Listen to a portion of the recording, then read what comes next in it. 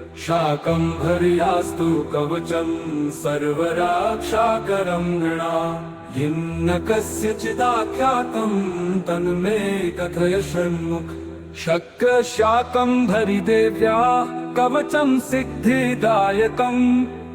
कथयामि महाभाग शृणु सर्वशुभावहम्।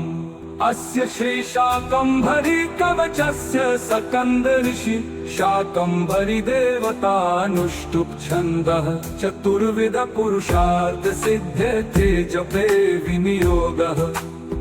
शूलं खड्गं च डमरुं तथा नामभयप्रदम् सिंहासनस्थां ध्यायामि देवी शाकम्भरीमहं। शाकम्भरी शिरः पातु नेत्रे मे रक्तदन्तिका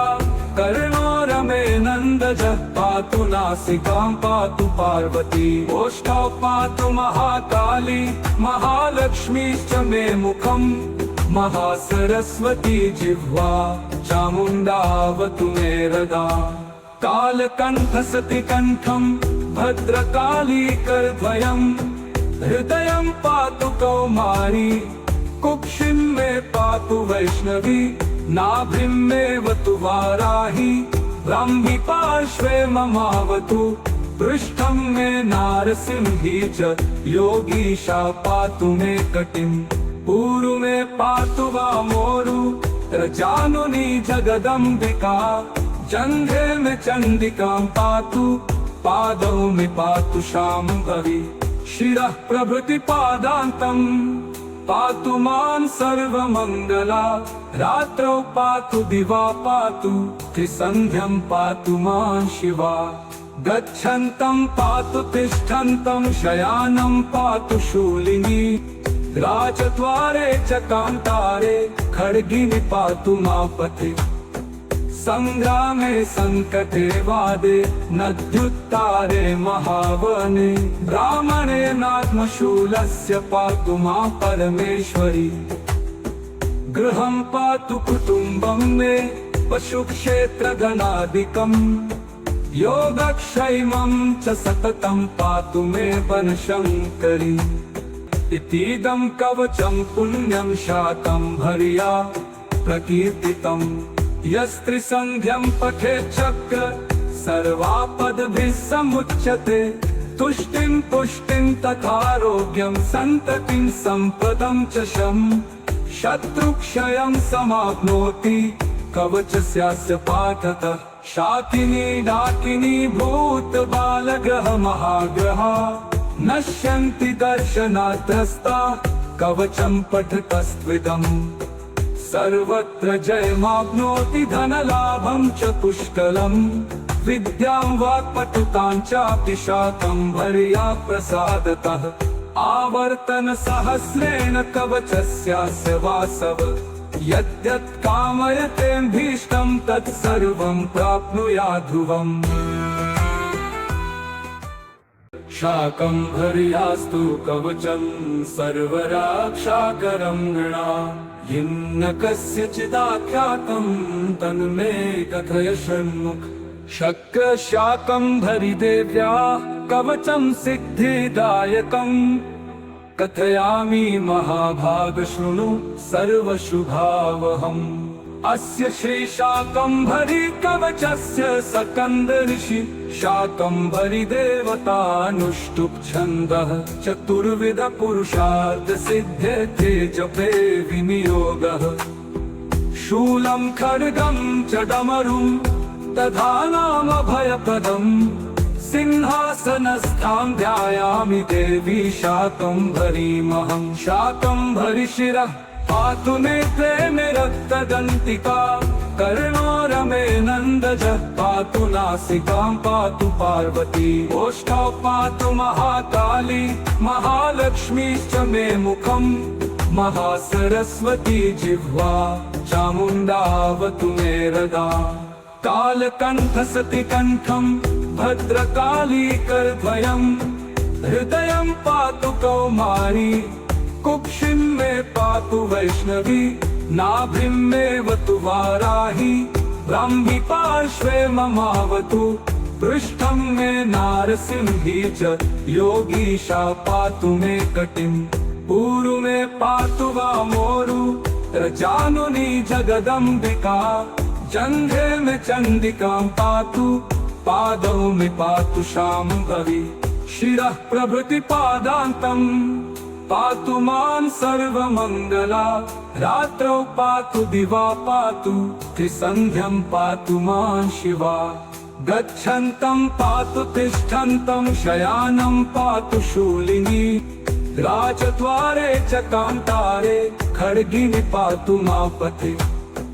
संग्रामे संकटे वादे नद्युत्तारे महावने ब्राह्मणे नात्मशूलस्य पातु मा परमेश्वरी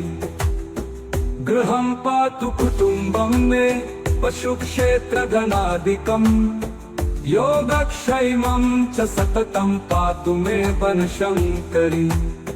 इतीदं कवचं पुण्यं शाकम्भर्या प्रकीर्तितम् यस्त्रिसन्ध्यं पठेत् चक्र सर्वापदभिः समुच्यते तुष्टिं पुष्टिं तथारोग्यं सन्ततिं सम्पदं च शं शत्रुक्षयं समाप्नोति कवचस्यास्य पाठतः शाकिनी डाकिनी भूतबालग्रह महाग्रह नश्यन्ति दर्शनार्थस्ता कवचं पठतस्त्विदम् सर्वत्र जयमाप्नोति धनलाभं च पुष्कलम् विद्यां वाक्पटुतां चापि शाकम्भर्या प्रसादतः आवर्तन सहस्रेण कवचस्यास्य वासव यद्यत् कामयतेऽभीष्टं तत्सर्वं प्राप्नुयाध्रुवम् शाकम्भर्यास्तु कवचं सर्वरक्षाकरं नृणाम् यन्न कस्यचिदाख्यातं तन्मे कथय षण्मुख शक्र शाकम्भरी देव्या कवचं सिद्धिदायकं कथयामि महाभाग शृणु सर्वशुभावहम् अस्य श्री शाकम्भरी कवचस्य स्कन्द ऋषि शाकम्भरी देवतानुष्टुप् छन्दः चतुर्विध पुरुषार्थ सिद्ध्यते जपे विनियोगः शूलं खड्गं च डमरुं तथा नाम भयप्रदम् सिंहासनस्थां ध्यायामि देवी शाकम्भरीमहं शाकम्भरी शिरः पातु नेत्रे मे रक्तदन्तिका कर्णोरमे नन्दजः पातु नासिकां पातु पार्वती ओष्ठौ पातु महाकाली महालक्ष्मीश्च मे मुखम् महासरस्वती जिह्वा चामुण्डावतु मे हृदा कालकण्ठसति कण्ठं भद्रकाली करद्वयम् हृदयं पातु कौमारी कुक्षिं मे पातु वैष्णवी नाभिं मे वतु वाराही ब्राह्मी पार्श्वे ममावतु पृष्ठं मे नारसिंही च योगीशा पातु मे कटिं पूरु मे पातु वामोरु रजानुनी जगदम्बिका जंघे में चंडिकां पातु पादौ में पातु शाम्भवी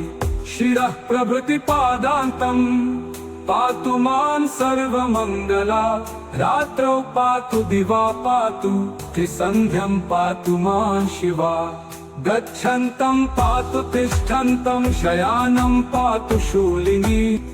राजद्वारे च कान्तारे खड्गिनि पातु मापते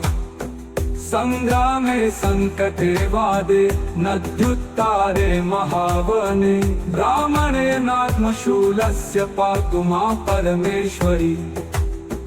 गृहं पातु कुटुम्बं मे पशुक्षेत्रधनादिकम् योगक्षेमं च सततं पातु मे वनशङ्करी इतीदं कवचं पुण्यं शाकम्भर्या प्रकीर्तितम् यस्त्रिसन्ध्यं पठेत् चक्र सर्वापदभिः समुच्यते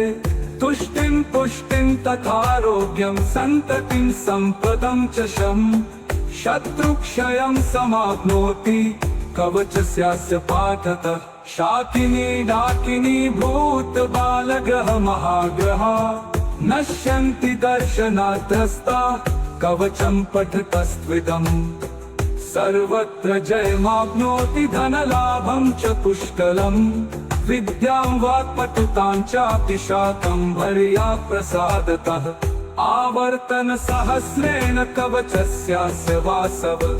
यद्यत् कामयतेऽभीष्टं तत्सर्वं प्राप्नुयाध्रुवम् शाकम्भर्यास्तु कवचं सर्वरक्षाकरं नृणाम् न कस्यचिदाख्यातं तन्मे कथय शृण्मुख शक्र शाकम्भरी देव्या कवचं सिद्धिदायकम् कथयामि महाभाग शृणु सर्वशुभावहम्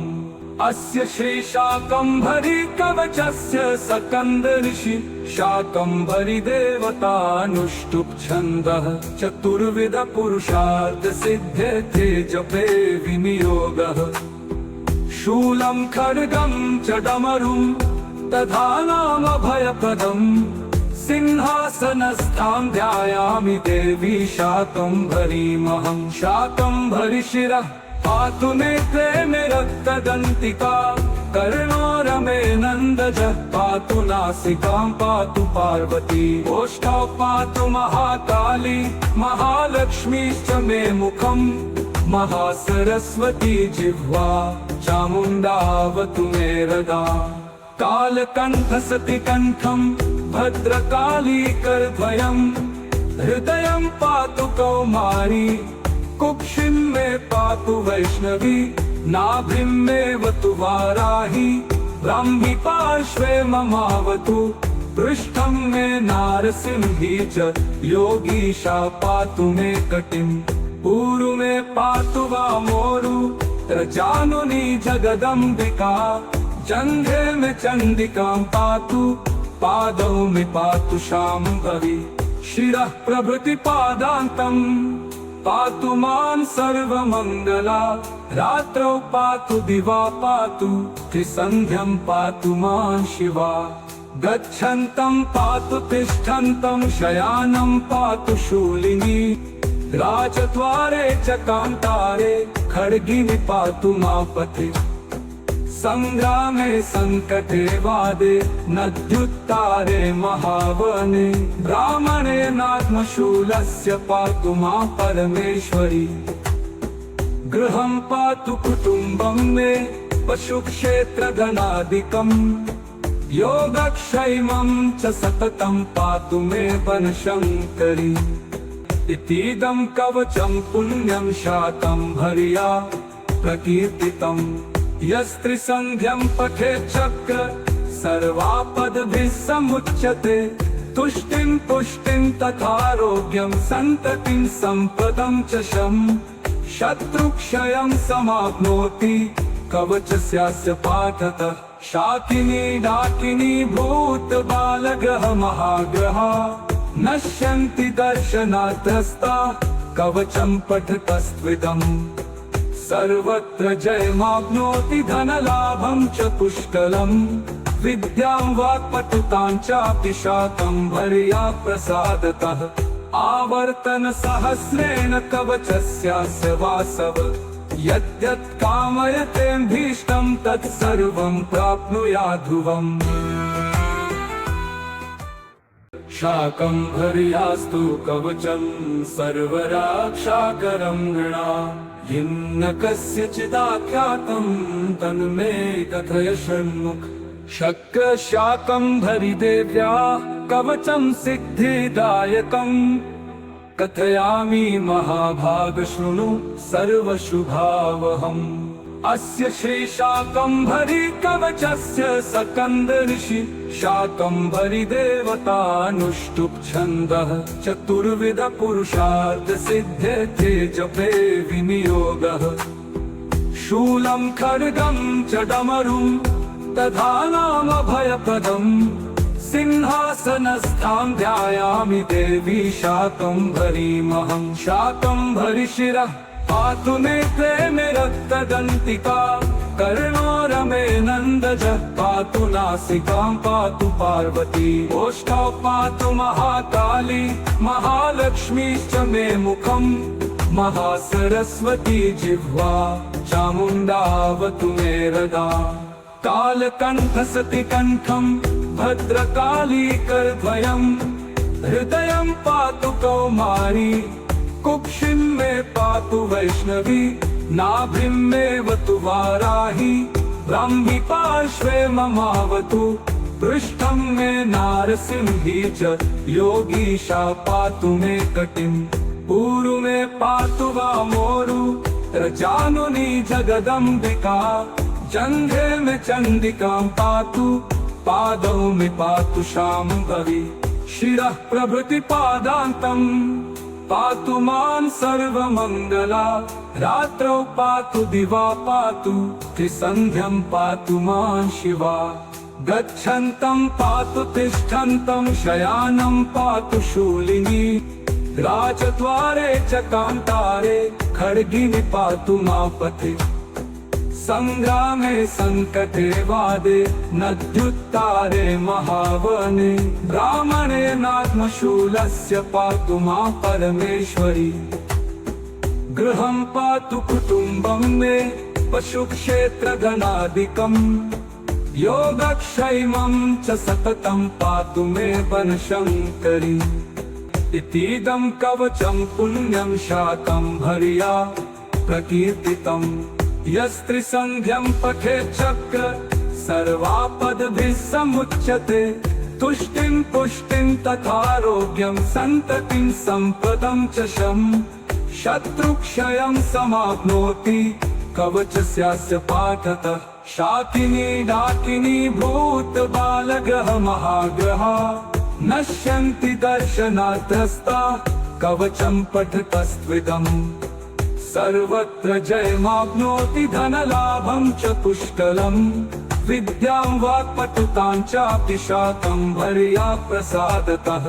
आवर्तन सहस्रेण कवचस्यास्य वासव यद्यत् कामयतेऽभीष्टं तत्सर्वं प्राप्नुयात् ध्रुवम् शाकम्भर्यास्तु कवचं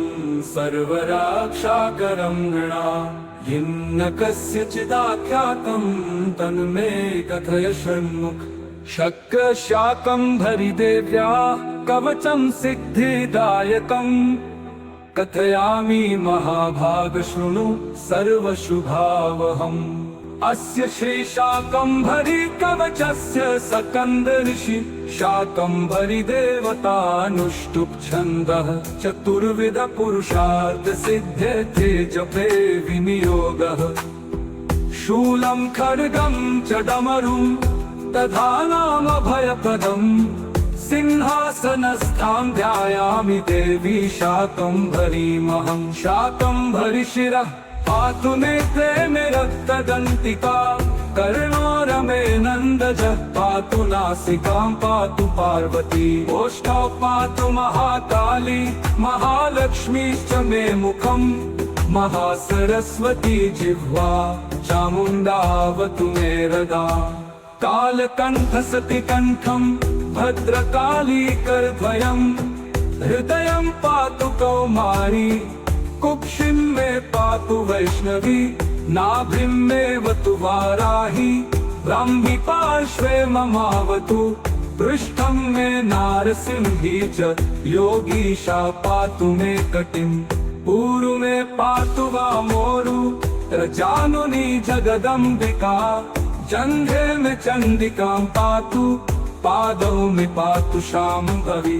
शिरः प्रभृति पादान्तम् पातु मां सर्वमङ्गला रात्रौ पातु दिवा पातु त्रिसन्ध्यं पातु मां शिवा गच्छन्तं पातु तिष्ठन्तं शयानं पातु शूलिनी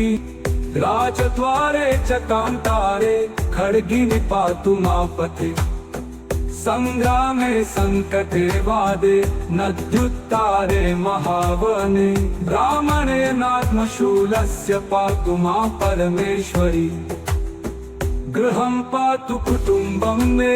पशुक्षेत्रगणादिकम् योगक्षैमं च सततं पातु मे वनशङ्करी इतीदं कवचं पुण्यं शाकम्भर्या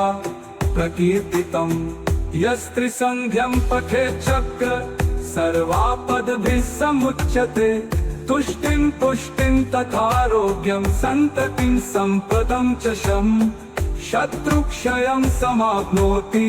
कवचस्यास्य पाठतः शाकिनी डाकिनी भूतबालग्रह महाग्रहा नश्यन्ति दर्शनात्रस्ता कवचं पठतस्त्विदम् सर्वत्र जयमाप्नोति धनलाभं च पुष्कलम् विद्यां वाक्पटुतां चापि शाकम्भर्या प्रसादतः आवर्तन सहस्रेण कवचस्यास्य वासव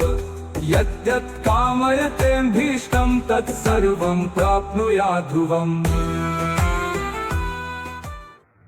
शाकम्भर्यास्तु कवचं सर्वरक्षाकरं नृणाम् यन्न कस्यचिदाख्यातं तन्मे कथय शृण्मुख शक्र शाकम्भरी देव्या कवचं सिद्धिदायकम् कथयामि महाभाग शृणु सर्वशुभावहम् अस्य श्री शाकम्भरी कवचस्य सकन्द ऋषि शाकम्भरी देवतानुष्टुप् छन्दः चतुर्विध पुरुषार्थ सिद्ध्यते जपे विनियोगः शूलं खड्गं च डमरुं तथा नाम भयप्रदम् सिंहासनस्थां ध्यायामि देवी शाकम्भरीमहं शाकम्भरी शिरः पातु नेत्रे मे रक्तदन्तिका कर्णोरमे नन्दजः पातु नासिकां पातु पार्वती ओष्ठौ पातु महाकाली महालक्ष्मीश्च मे मुखम् महासरस्वती जिह्वा चामुण्डावतु मे हृदा कालकण्ठसति कण्ठं भद्रकाली करद्वयम् हृदयं पातु कौमारी कुक्षिं मे पातु वैष्णवी नाभिं मे वतु वाराही ब्राह्मी पार्श्वे ममावतु पृष्ठं मे नारसिंही च योगीशा पातु मे कटिं ऊरु मे पातु वामोरु रजानुनी जगदम्बिका जङ्घे मे चण्डिकां पातु पादौ मे पातु शाम्भवी शिरः प्रभृति पादान्तम् पातु मां सर्वमङ्गला रात्रौ पातु दिवा पातु त्रिसन्ध्यं पातु मां शिवा गच्छन्तं पातु तिष्ठन्तं शयानं पातु शूलिनी राजद्वारे च कान्तारे खड्गिनि पातु मापथे संग्रामे संकटे वादे नद्युत्तारे महावने ब्राह्मणे नात्मशूलस्य पातु मा परमेश्वरी गृहं पातु कुटुम्बं मे पशुक्षेत्रगणादिकम् योगक्षैमं च सततं पातु मे वनशङ्करी इतीदं कवचं पुण्यं शाकम्भर्या प्रकीर्तितम् यस्त्रिसन्ध्यं पठेत् चक्र सर्वापदभिः समुच्यते तुष्टिं पुष्टिं तथारोग्यं सन्ततिं सम्पदं च शत्रुक्षयं समाप्नोति कवचस्यास्य पाठतः शाकिनी डाकिनी भूतबालग्रह महाग्रहा नश्यन्ति दर्शनात्रस्ता कवचं पठतस्त्विदम् सर्वत्र जयमाप्नोति धनलाभं च पुष्कलम् विद्यां वाक्पटुतां चापि शाकम्भर्या प्रसादतः आवर्तन सहस्रेण कवचस्यास्य वासव यद्यत् कामयतेऽभीष्टं तत्सर्वं प्राप्नुयाध्रुवम् शाकम्भर्यास्तु कवचं सर्वरक्षाकरं नृणाम् यन्न कस्यचिदाख्यातं तन्मे कथय शृण्मुख शक्र शाकम्भरी देव्या कवचं सिद्धिदायकम् कथयामि महाभाग शृणु सर्वशुभावहम् अस्य श्री शाकंभरी कवचस्य सकंदऋषि शाकंभरी देवतानुष्टुप् छन्दः चतुर्विध पुरुषार्थ सिद्ध्यते जपे विनियोगः शूलं खड्गं च डमरुं तथा नाम भयप्रदं सिंहासनस्थां ध्यायामि देवी शाकंभरीमहं शाकंभरी शिरः पातु नेत्रे मे रक्तदन्तिका कर्णोरमे नन्दजः पातु नासिकां पातु पार्वती ओष्ठौ पातु महाकाली महालक्ष्मीश्च मे मुखं महासरस्वती जिह्वा चामुण्डावतु मे हृदा कालकण्ठसति कण्ठं भद्रकाली करद्वयं हृदयं पातु कौमारी कुक्षिं मे पातु वैष्णवी नाभिं मे वतु वाराही ब्राह्मी पार्श्वे ममावतु पृष्ठं मे नारसिंही च योगीशा पातु मे कटिं पूरु मे पातु वामोरु रजानुनी जगदम्बिका जङ्घे मे चण्डिकां पातु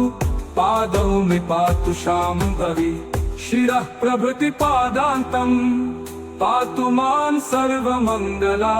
रात्रौ पातु दिवा पातु त्रिसन्ध्यं पातु मां शिवा गच्छन्तं पातु तिष्ठन्तं शयानं पातु शूलिनी राजद्वारे च कान्तारे खड्गिनि पातु मापथे संग्रामे संकटे वादे नद्युत्तारे महावने ब्राह्मणे नात्मशूलस्य पातु मा परमेश्वरी गृहं पातु कुटुम्बं मे पशुक्षेत्रधनादिकं योगक्षेमं च सततं पातु मे वनशङ्करी इतीदं कवचं पुण्यं शाकंभर्या प्रकीर्तितम् यस्त्रिसन्ध्यं पठेत् चक्र सर्वापदभिः समुच्यते तुष्टिं पुष्टिं तथारोग्यं सन्ततिं सम्पदं च शत्रुक्षयं समाप्नोति कवचस्यास्य पाठतः शाकिनी डाकिनी भूतबालग्रह महाग्रहा नश्यन्ति दर्शनात्रस्ता कवचं पठतस्त्विदम् सर्वत्र जयमाप्नोति धनलाभं च पुष्कलम् विद्यां वाक्पटुतां चापि शाकंभर्या प्रसादतः आवर्तन सहस्रेण कवचस्यास्य वासव यद्यत् कामयतेऽभीष्टं तत्सर्वं प्राप्नुयाध्रुवम् शाकंभर्यास्तु कवचं सर्वरक्षाकरं नृणाम् यन्न कस्यचिदाख्यातं तन्मे कथय शृण्मुख शक्र शाकंभरी देव्या कवचं सिद्धिदायकं कथयामि महाभाग शृणु सर्वशुभावहम् अस्य श्री शाकंभरी कवचस्य सकंदऋषि शाकंभरी देवतानुष्टुप् छन्दः चतुर्विध पुरुषार्थ सिद्ध्यते जपे विनियोगः शूलं खड्गं च डमरुं तथा नाम भयप्रदं सिंहासनस्थां ध्यायामि देवी शाकंभरीमहं शाकंभरी शिरः पातु नेत्रे मे रक्तदन्तिका कर्णोरमे नन्दजः पातु नासिकां पातु पार्वती ओष्ठौ पातु महाकाली महालक्ष्मीश्च मे मुखं महासरस्वती जिह्वा चामुण्डावतु मे हृदा कालकण्ठसति कण्ठं भद्रकाली करद्वयं हृदयं पातु कौमारी कुक्षिं मे पातु वैष्णवी नाभिं मे वतु वाराही ब्राह्मी पार्श्वे ममावतु पृष्ठं मे नारसिंही च योगीशा पातु मे कटिं पूरु मे पातु वामोरु रजानुनी जगदम्बिका जङ्घे मे चण्डिकां पातु पादौ मे पातु शाम्भवी शिरः प्रभृति पादान्तं पातु मां सर्वमङ्गला रात्रौ पातु दिवा पातु त्रिसन्ध्यं पातु मां शिवा गच्छन्तं पातु तिष्ठन्तं शयानं पातु शूलिनी राजद्वारे च कान्तारे खड्गिनि पातु मापते संग्रामे संकटे वादे नद्युत्तारे महावने ब्राह्मणे नात्मशूलस्य पातु मां परमेश्वरी गृहं पातु कुटुम्बं मे पशुक्षेत्रधनादिकम् योगक्षेमं च सततं पातु मे वनशङ्करी इतीदं कवचं पुण्यं शाकम्भर्या प्रकीर्तितम् यस्त्रिसन्ध्यं पठेत् चक्र सर्वापदभिः समुच्यते तुष्टिं पुष्टिं तथारोग्यं सन्ततिं सम्पदं च शम् शत्रुक्षयं समाप्नोति कवचस्यास्य पाठतः शाकिनी डाकिनी भूतबालग्रह महाग्रहा नश्यन्ति दर्शनाद्रस्ता कवचं पठतस्त्विदम् सर्वत्र जयमाप्नोति धनलाभं च पुष्कलम् विद्यां वाक्पटुतां चापि शाकम्भर्या प्रसादतः आवर्तन सहस्रेण कवचस्यास्य वासव यद्यत् कामयतेऽभीष्टं तत्सर्वं प्राप्नुयाध्रुवम् शाकम्भर्यास्तु कवचं सर्वरक्षाकरं नृणाम् न कस्यचिदाख्यातं तन्मे कथय षण्मुख शक्र शाकम्भरी देव्या कवचं सिद्धिदायकम् कथयामि महाभाग शृणु सर्वशुभावहम् अस्य श्री शाकम्भरी कवचस्य स्कन्द ऋषि शाकम्भरी देवतानुष्टुप् छन्दः चतुर्विध पुरुषार्थ सिद्ध्यर्थे जपे विनियोगः शूलं खड्गं च डमरुं तथा नामभयप्रदम् सिंहासनस्थां ध्यायामि देवी शाकम्भरीमहं शाकम्भरी शिरः पातु नेत्रे मे रक्तदन्तिका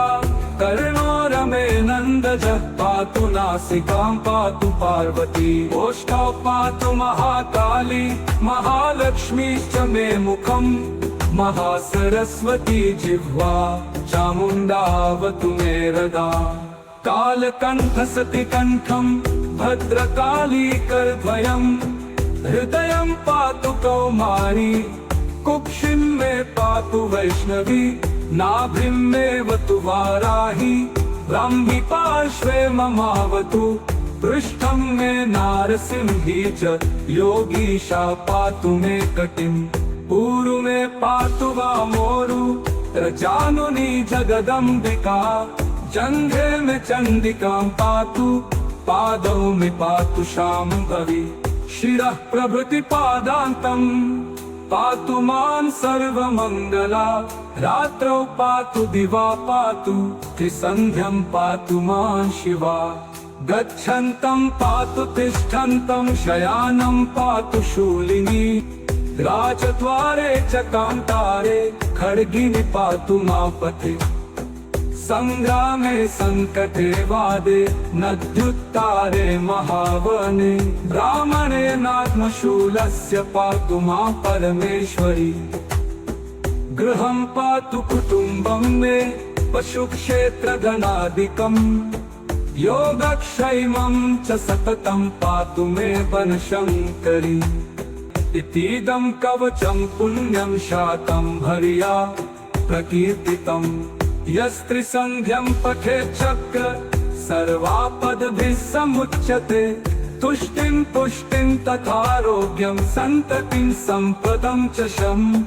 शत्रुक्षयं समाप्नोति कवचस्यास्य पाठतः शाकिनी डाकिनी भूतबालग्रह महाग्रहा नश्यन्ति दर्शनाद्रस्ता कवचं पठतस्त्विदम् सर्वत्र जयमाप्नोति धनलाभं च पुष्कलम् विद्यां वाक्पटुतां चापि शाकम्भर्या प्रसादतः आवर्तन सहस्रेण कवचस्यास्य वासव यद्यत् कामयतेऽभीष्टं तत्सर्वं प्राप्नुयात् ध्रुवम् शाकम्भर्यास्तु कवचं सर्वरक्षाकरं नृणाम् भिन्न कस्यचिदाख्यातं तन्मे कथय शृण्मुख शक्र शाकम्भरी देव्या कवचं सिद्धिदायकम् कथयामि महाभाग शृणु सर्वशुभावहम् अस्य श्री शाकम्भरी कवचस्य सकन्द ऋषि शाकम्भरी देवतानुष्टुप् छन्दः चतुर्विध पुरुषार्थ सिद्ध्यर्थे जपे विनियोगः शूलं खड्गं च डमरुं तथा नामभयप्रदम् सिंहासनस्थां ध्यायामि देवी शाकम्भरीमहं शाकम्भरी शिरः पातु नेत्रे मे रक्तदन्तिका कर्णोरमे नन्दजः पातु नासिकां पातु पार्वती ओष्ठौ पातु महाकाली महालक्ष्मीश्च मे मुखं महासरस्वती जिह्वा चामुण्डावतु मे हृदा कालकण्ठसति कण्ठं भद्रकाली करद्वयं हृदयं पातु कौमारी कुक्षिं मे पातु वैष्णवी नाभिं मे वतु वाराही ब्राह्मी पार्श्वे ममावतु पृष्ठं मे नारसिंही च योगीशा पातु मे कटिं ऊरु मे पातु वामोरु रजानुनी जगदम्बिका जङ्घे मे चण्डिकां पातु पादौ मे पातु शाम्भवी शिरः प्रभृति पादान्तम् पातु मां सर्वमङ्गला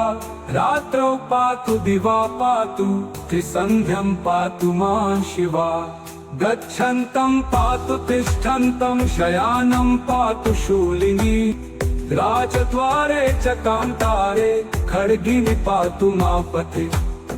संग्रामे संकटे वादे नद्युत्तारे महावने ब्राह्मणे नात्मशूलस्य पातु मां परमेश्वरी गृहं पातु कुटुम्बं मे पशुक्षेत्रधनादिकम् योगक्षेमं च सततं पातु मे वनशङ्करी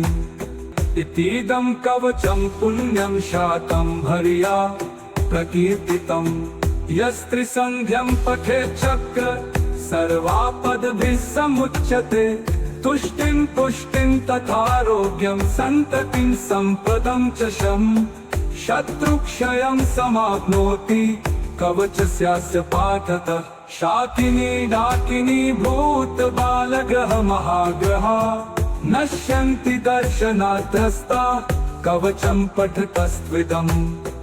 सर्वत्र जयमाप्नोति धनलाभं च पुष्कलम् विद्यां वाक्पटुतां चापि शाकम्भर्या प्रसादतः आवर्तन सहस्रेण कवचस्यास्य वासव यद्यत् कामयतेऽभीष्टं तत्सर्वं प्राप्नुयात् ध्रुवम्।